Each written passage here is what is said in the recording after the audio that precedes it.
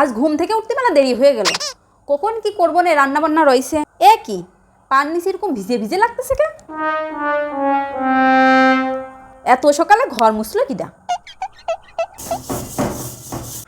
কি ব্যাপার, রান্নাঘরে কি বিড়াল ঢুকলো নাকি? এরকম ঠাকঠুক আওয়াজ হচ্ছে, দেখি তো গিয়ে।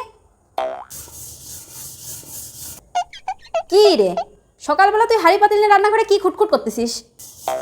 থালাবাটি মাজতেছি মা, অনেকগুলো থালাবাটি দলা হয়েছিল তাই মাজলাম। হাঁড়ি পাতিল মাজতেছিস? যে মেয়ে দুপুর 12টা না হলে ঘুম থেকে ওঠে না, সেই মেয়ে আর সকাল সকাল উঠে হাঁড়ি পাতিল মাজতেছে? ব্যাপার কি? রান্না করাও হয়ে গেছে। ও, রান্না করাও হয়ে গেছে। আজকে সকালে যে কার মুখ দেখে উঠেছিলাম কে জানে। ও, তোর মুখই তো দেখলাম। তা মা, হঠাৎ তোমার এই শুভবুদ্ধি হওয়ার কারণ কি? এত সকাল সকাল ঘুম থেকে উঠে সব কাজকর্ম করতেছো, দেখলাম ঘরটাও মনে হয় মুছছো। ঘর দেখলাম ভিজে ভিজে, তুমিই মনে হয় মুছছো নাকি? হ্যাঁ, ঘরটাও আমি মুছেছি। তার কারণ কি? টাকা পয়সা লাগবে নাকি কিছু? সেই জন্যই তো কাজকর্ম। কি করব, কিছু তো করার নেই। ইন্টারনেট বন্ধ, ফেসবুক ইউটিউব কিছুই চালাতে পারতেছি না।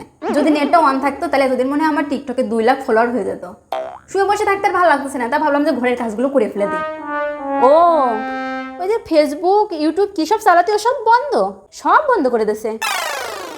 তোর মতো যারা লেখাপড়া না করে সারাদিন এই ফোন নিয়ে ইউটিউব ফেসবুক দেখে বেড়াই, তাদের জন্য একটা ভালো কাজ হয়েছে। তা একদিক দিয়ে ঠিকই বলেছো।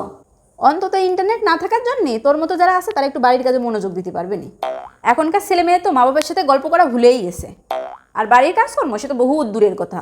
এখন যদি ছেলে মেয়ে কিছু করার না পেয়ে মা বাবার সাথে একটু গল্প করে, তাহলে মা বাবারও ভালো লাগবে না। আচ্ছা ঠিক আছে, তাহলে তুই একটু চা নিয়ে আয়। তোর হাতে চা তো কোনোদিন খাইনি, আজকে বানা, খাইয়ে দেখবো না তুই কেমন চা বানাস। ঠিক আছে, তুমি যাও, আমি তোমার জন্য চা বানিয়ে নিয়ে আসতেছি। যাও বসো, আমার হাতে চা খাইয়ে দেখে নে কি মজা। যা, আমি একটু বসলাম, তুই তাহলে নিয়ে আয়। কাজকর্ম যেহেতু সব করেই ফেলেছিস, আর তো কিছু করার নেই। কাল সকালে কিন্তু এরকম সকাল সকাল উঠবা, বুঝেছো? একদিন উঠলে হবে না, প্রতিদিন উঠবা।